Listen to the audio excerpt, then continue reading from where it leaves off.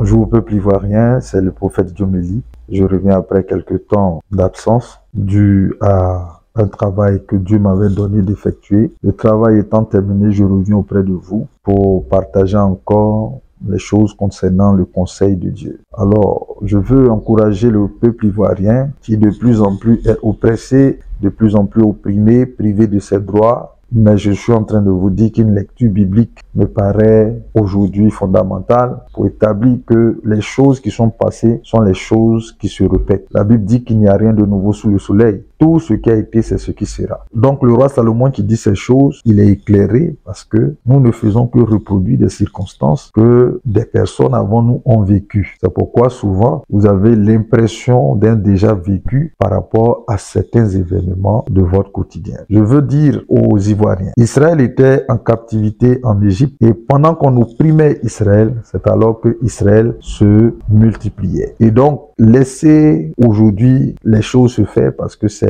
le plan de Dieu. Je suis venu vous encourager, peuple ivoirien, peuple de Dieu, à rester ferme dans votre marche, dans votre foi, dans le combat noble que vous menez. Nous sommes presque à la ligne d'arrivée. Demeurez encouragés et fortifiés. Je voudrais, pour ma part ce matin, agir sur 2 points. Faire un bilan sur les prophéties que nous avons données et une lecture de ce que la Côte d'Ivoire est en train de vivre au regard de la parole de Dieu. Nous allons voir plusieurs similitudes entre ce que Israël, peuple élu de Dieu, a vécu et ce que la Côte d'Ivoire est en train de vivre. Lorsque nous disons que la Côte d'Ivoire est la nouvelle Israël, nous ne sommes pas en train de dire des balivernes parce que c'est fondé sur des révélations que le Saint-Esprit nous a données, que Dieu nous a apporté par ses anges, que nous sommes en train de parler de ces choses avec une certaine assurance. Voilà. Et donc, pour toucher le premier point, nous avions ici sur notre chaîne parlé de plusieurs choses qui allaient arriver. Et aujourd'hui, nous constatons que ces choses sont manifestes. Nous avons parlé de l'artiste de Bordeaux et du plan de Dieu pour la Côte d'Ivoire à travers ce jeune homme. Nous avons parlé aussi des envoûtements qui devaient avoir lieu dans des stades. Nous avons parlé de ces choses. Et dernièrement, on a vu que par cet artiste-là, la Côte d'Ivoire a été révoltée pour refuser qu'un artiste que nous savons, nous tous,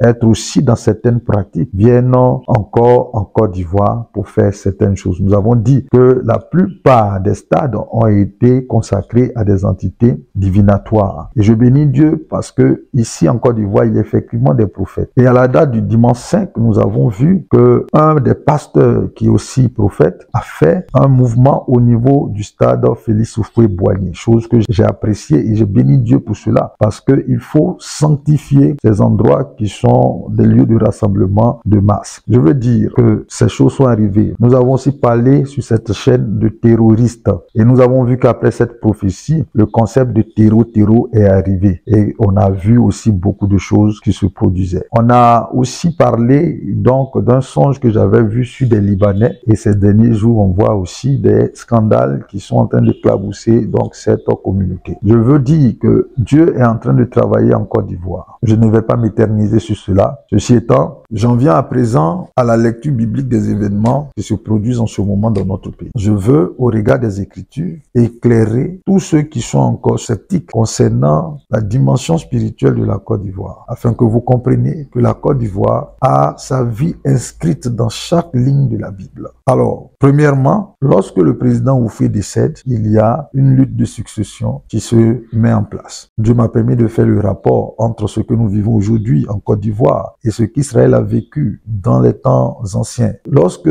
David meurt, il y a une bataille de succession après David. Et c'est le même cas. Lorsque Oufoué est mort, il y a eu une bataille de succession. Mais Dieu avait choisi comme successeur de David Salomon. Et c'était aussi le choix de David. Ce Salomon-là, c'est le président Laurent Gbagbo, que Oufoué avait déjà pressenti être capable de lui succéder. Et on a vu que lorsque Salomon doit venir au pouvoir, il y a une contestation de la part de l'un de ses frères qui s'appelle Adonija. En ce moment, il y a 2 investitures qui se passent le même jour. Adonija est investi d'un côté, Salomon aussi est investi de l'autre côté. Et on a vu cela en Côte d'Ivoire. Il y avait le président Ouattara au Golfe et le président Gbagbo qui a été investi au palais présidentiel. Donc ce ne sont pas des faits hasardeux, ce ne sont pas des faits fortuits. Je vous ai dit tout à l'heure, nous partons sur la base du principe que tout ce qui a été vécu dans dans le passé se reproduit à certaines époques, selon un cycle bien défini par le divin. À la différence de ce qui s'est passé avec Salomon et le président Gbagbo, c'est que Salomon a pris le soin d'affermir son trône en se débarrassant de certains opposants, notamment son frère Adonijah. On en vient à l'investiture de Salomon. Salomon a été investi par un prophète, par des sacrificateurs que son père avait désignés. Et c'est là qu'intervient le prophète Kakou Sévérin, parce que c'est lui qui devait consacrer le président Gbagbo. Et comme cela n'a pas été fait selon les principes de Dieu, son trône a été mis à mal. Son règne a été mis à mal. En effet, Kakou Sévérin est celui qui a prophétisé l'arrivée de Gbagbo au pouvoir. Et c'est lui qui avait, selon le conseil divin, été désigné pour consacrer le président, comme Samuel l'avait fait pour David. Cependant, je ne sais pas pour quelle raison cela n'a pas été fait de la sorte. Un autre fait marquant de ce que nous avons vécu en Côte d'Ivoire, qui se retrouve dans la Bible, c'est la division du pays en deux parties. Lorsque le roi Salomon a commencé à s'attacher à plusieurs femmes,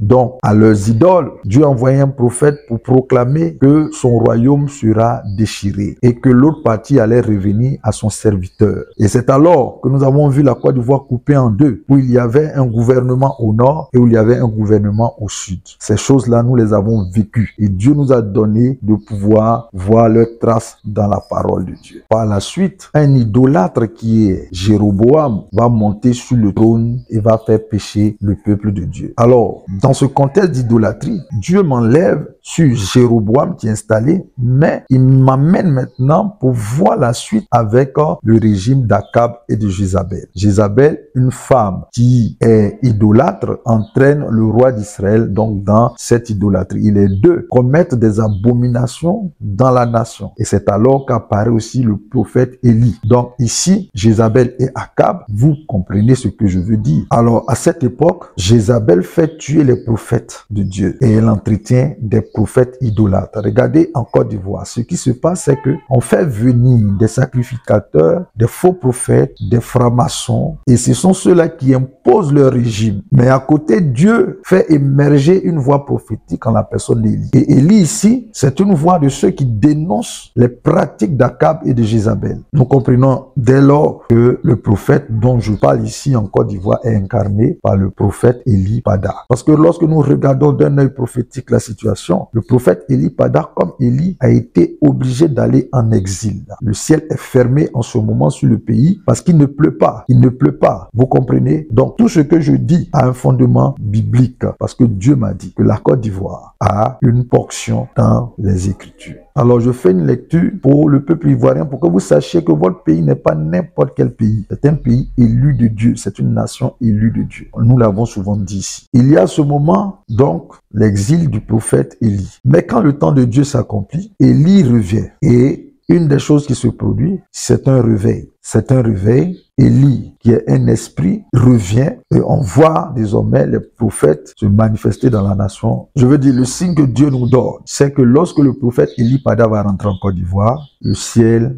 va s'ouvrir. Le ciel va s'ouvrir parce qu'il va venir avec une certaine onction, une certaine puissance que Dieu va relâcher dans la nation sur les prophètes et les enfants de Dieu. C'est alors que va se manifester la puissance où les prophètes de Baal vont être défiés, où les prophètes de Baal vont être neutralisés, où l'autel du Seigneur va être rétabli. Et c'est en cela que vous avez commencé à avoir un réveil en Côte d'Ivoire, où les personnes sont en train d'évangéliser ça et là, où Christ est en train de reprendre sa position. Je bénis Dieu pour tous ces ministres de Jésus qui travaillent. Je bénis Dieu spécialement pour la vie des personnes comme le pasteur Mohamed Sanogo, pasteur Diati, des personnes comme l'évangéliste Jacques Amissan, qui sont en train de contribuer au réveil de cette nation. Je bénis Dieu pour tous ceux-là qui travaillent dans l'ombre aussi, qui intercèdent pour cela. Mais nous sommes dans une saison où Dieu est en train de rétablir son autel en Côte d'Ivoire, comme Élie l'a fait, Mais le signe que Dieu me donne, c'est que lorsque Élie Pada reviendra de son exil, c'est lui qui va ouvrir le ciel. Et ce qui avait été promis à la nation ivoirienne va s'accomplir. Il est un signe. Vous me comprenez? Il y a des personnes qui sont des signes. Élie Pada est un signe.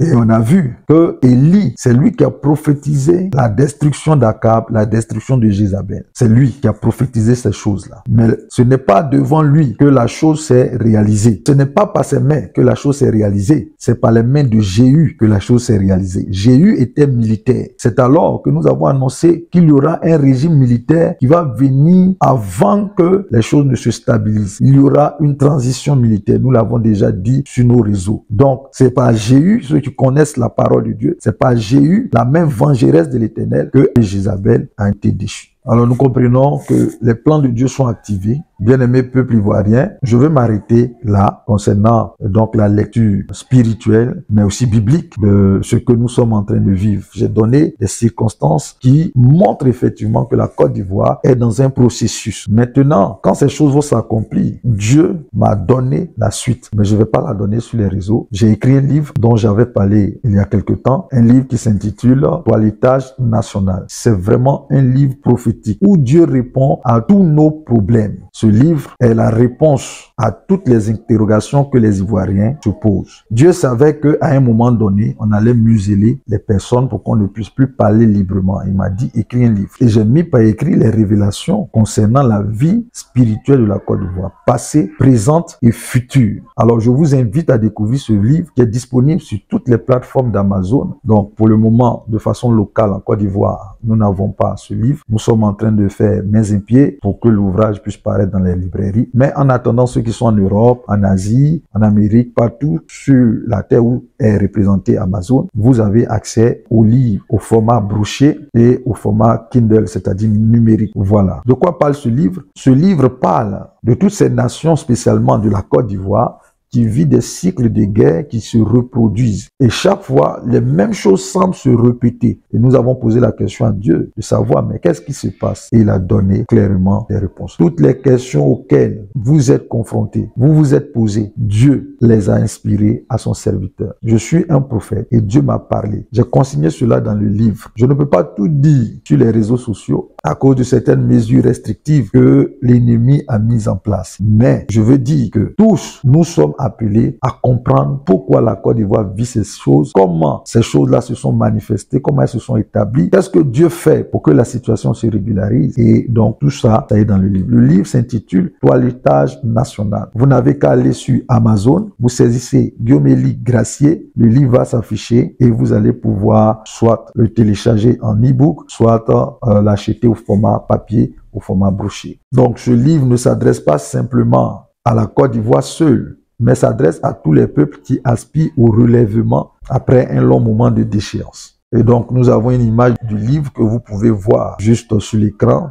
Toutes les informations sont dessus. Ce n'est pas pour un avantage commercial, c'est une sensibilisation. Je veux dire, si tu es vraiment ivoirien, que tu aimes ton pays, tu devrais lire ce livre qui contient aussi des prières et des actions pratiques pour purifier la Côte d'Ivoire, pour purifier la nation. Tu es intercesseur, tu es prophète, tu es chrétien, tu es ivoirien ou tu es africain ou occidental, quelle que soit la personne que tu es et où que tu vis, si ton pays vit ces choses, Dieu a donné une solution à travers ce livre « Toilettage national » du prophète Élie Gracier. Voilà, donc je vous invite tous à aller le lire. Ce livre s'adresse aussi aux chefs d'État, au gouvernement du monde entier. Dans ce livre, vous allez découvrir ce qu'il faut faire avant d'aller élire un président. Vous allez savoir comment identifier un président selon le cœur de Dieu. Beaucoup de choses, voilà. Mais il est vraiment complet. Je vous encourage à le lire. Que Dieu vous bénisse. C'était le prophète Guillaume-Élie Gracier. À très bientôt dans une prochaine vidéo.